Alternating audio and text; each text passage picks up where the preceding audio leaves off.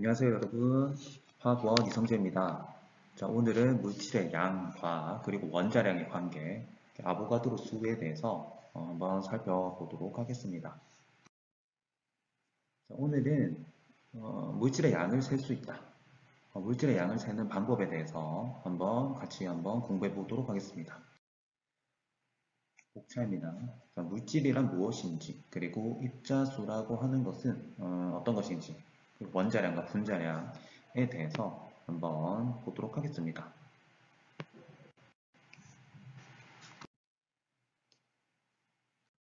자, 여러분, 물질이란 무엇일까요? 자, 물질은 물체를 이루고 있는 재료 또는 그 본 바탕입니다. 그래서 우리 주위는 모두 물질로 이루어져 있습니다. 물질이 아는 것은 우리가 알 수 없겠죠. 그래서 모든 것을 물질이라고 볼 수 있는데, 그렇다면 물질은 무엇으로 이루어져 있을까요? 이 질문은 굉장히 오래된 질문으로서 옛날 사람들도 굉장히 고민이 많았습니다. 데모크리토스라고 하는 아주 고대 학자는 입자설을 주장했습니다. 이 말은 어떤 물질들을 쪼개고 또 쪼개면 가장 기본이 되는 입자가 될 것이다 라고 하는 말이었는데, 사실 이 말은 어떤 데이터나 과학적인 근거에 기반한 것이 아니라 가정과 가설이었습니다. 아리스토텔레스는 사원소설을 주장했습니다. 네 가지의 기본원소가 있다고 했죠. 불, 공기, 물, 흙이 서로의 성질을 바꾸어 가면서 물질을 이룬다고 생각을 했습니다. 자, 이러한 사원소설에 기반을 하여서 연금술사들이 등장하기 시작했습니다. 바로 물질의 성질을 조금씩 바꿔주면 근본적으로 다른 물질이 될 수 있다고 생각을 했습니다. 자, 그래서 연금술사들이 주장했던 바는 아주 싼 금속을 금으로 바꿔보자 라고 하는 주장이었는데, 이 연금술사들의 다양한 실험들이 나중에 데이터가 축적이 되면서 화학에 어느 정도 기여한 바도 있다고 알려져 있습니다.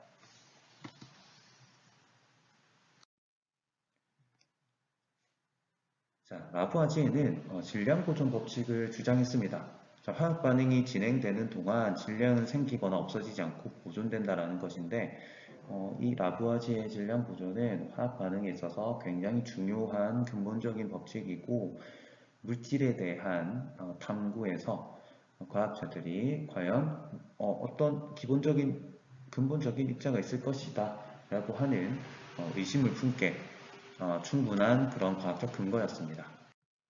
또한 프루스트는 일정 성분비 법칙을 주장했는데, 어떤 화합물들이 구성 원소들의 질량비는 그 화합물의 출처 그리고 제법 이런 것과 관계없이 언제나 일정하다는 것입니다. 산소와 수소는 8대1의 질량비로서 반응을 하게 되고, 이 반응비는 언제나 성립했습니다. 이 말은 어떤 물질들, 화합물이 만들어지는 과정에서 분명 어떤 관계가 있다.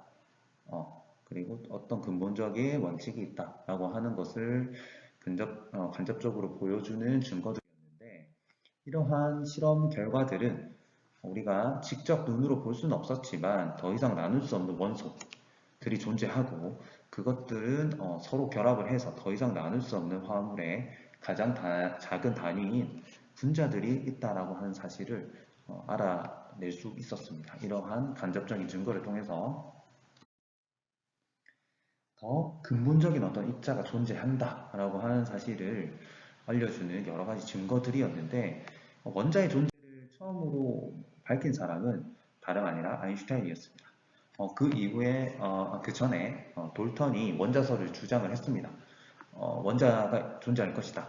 원자가 존재한다는 사실을 원자설을 통해서 주장을 했고, 아인슈타인은 브라운 운동의 수학적인 기술, 이 브라운 운동이라고 하는 것은 물 위를 떠다니는 꽃가루들이 물 분자에 의해서 아주 무작위적으로 운동을 하게 되는데, 이러한 운동을 수학적으로 기술하게 됩니다. 이 아인슈타인의 이 논문으로 인해서 원자가 존재한다는 사실이 공식적으로 밝혀지게 됩니다. 자, 화학결합의 법칙은 모든 화학 반응에서 원자의 개수가 보존되어야 한다는 것입니다. 즉 반응의 전, 반응 전후 원자의 개수는 그리고 원자의 종류는 바뀌지 않습니다. 이것이 화학 반응의 아주 기본적인 원칙이라고 할 수가 있습니다. 자, 입자수에 대해서 조금 살펴보도록 하겠습니다. 자, 물질의 근원, 원자가 존재한다는 사실을 우리는 알게 되었는데 이 입자의 수가 매우 중요합니다. 왜냐하면 실제로 어떤 물질들이 반응을 할 때 이 입자들 간의 반응이 일어나기 때문에 얘들이 몇 개 있는지를 세는 것은 매우 중요한 일이거든요. 자, 그렇다면 우리가 입자수를 한번 세어볼 수 있을 것 같습니다. 자, 물 한 모금 속에 물 분자의 수를 한번 세어 보려고 하는데 우리가 물을 한 모금 꼴깍 삼켜 먹으면 그 속에 약 10의 24승계의 물 분자가 존재한다고 합니다. 자, 이는 0이 총 24개가 있는 이런 숫자인데요. 이 수를 우리가 한번 세어볼 수 있을까? 셀 수 있을 것 같은데? 라는 생각이 들어서 선생님이 한번 계산을 해보았습니다. 자, 1에서부터 10까지 1, 2, 3, 4, 5, 6, 7, 8, 9, 10 1, 2, 3, 4, 5, 6, 7, 8, 9, 10 이렇게 10개를 아주 빠른 속도로 1초에 10개를 만약에 내가 쓸 수 있다고 한다면 한 사람이 1초에 10개를 빠르게 세어서 이 사람이 1년 동안 잠도 안 자고 밥도 안 먹고 열심히 세면 총 이 정도의 개수를 셀 수가 있습니다. 자, 그렇다면 나 혼자 하기에는 너무 힘드니까 우리 인구가 70억이라고 했죠. 우리 70억 인구가 모두가 한마음이 되어서 1년 동안 1초에 10개씩 잠 안 자고 밥 안 먹고 세면은 이만큼 될 수가 있습니다. 자, 그러면 아까 전에 봤던 10의 24승계를 나누어 보면 약 45만 년 정도의 시간이 걸립니다.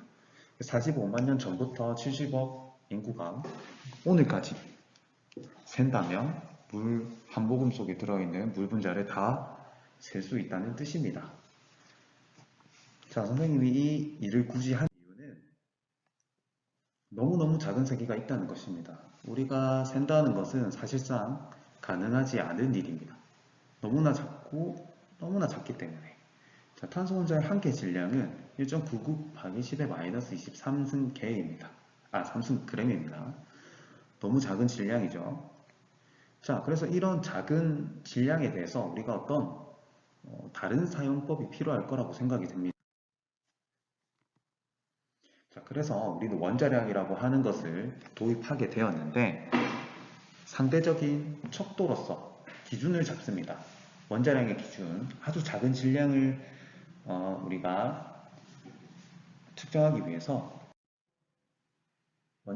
원자량이라고 하는 것을 도입하게 되는데 자, 미시세계에 대한 질량을 나타내기 위해서 우리는 원자량이라는 것을 사용하게 되고 이 원자량은 질량수가 12인 질량수가 12인 탄소를 가지고 기준을 잡습니다. 자, 질량수가 10인 탄소가 원자량을 12로 하고 이것을 기준으로 삼아서 다른 원자들의 질량도 측정을 합니다. 그렇기 때문에 단위가 없는 특징이 있습니다. 자, 그래서 이 탄소를 기준으로 해서 만들어진 다양한 원자량에 대한 값을 지금 보고 있습니다. 자, 수소, 탄소, 질소, 산소 등 여러 가지 원자들의 원자량이 주어져 있고 이 값은 상수로서 주어지는 값이기 때문에 굳이 외울 필요는 없습니다. 자, 분자량의 경우에는 분자의 질량이라고 생각하면 되겠습니다. 자, O2 분자 속에는 산소가 2개 있습니다. 그래서 산소의 원자량을 모두 더한 것이 분자량이 되겠고 물도 마찬가지입니다. 산소와 수소의 원자량을 모두 더하면 물의 분자량이 됩니다. 자, 화학식량은 NaCl 같은 이온결합 물질들의 경우에는 모든 원자들의 질량을 다 더할 수가 없기 때문에 이온 결합에서 가장 기본이 되는 단위인 NaCl, NaCl의 원자량들의 합을 화학식량으로 나타낼 수가 있습니다.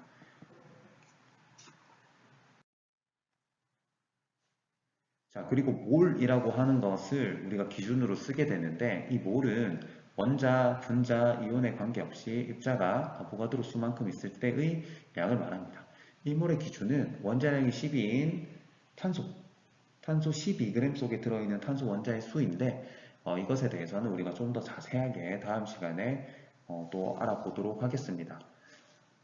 자, 오늘 했던 내용들은 미지세계의 작은 입자들은 매우 가볍고 매우 작기 때문에 우리가 셀 수도 우리가 질량을 측정하는 것도 매우 어렵다는 사실입니다.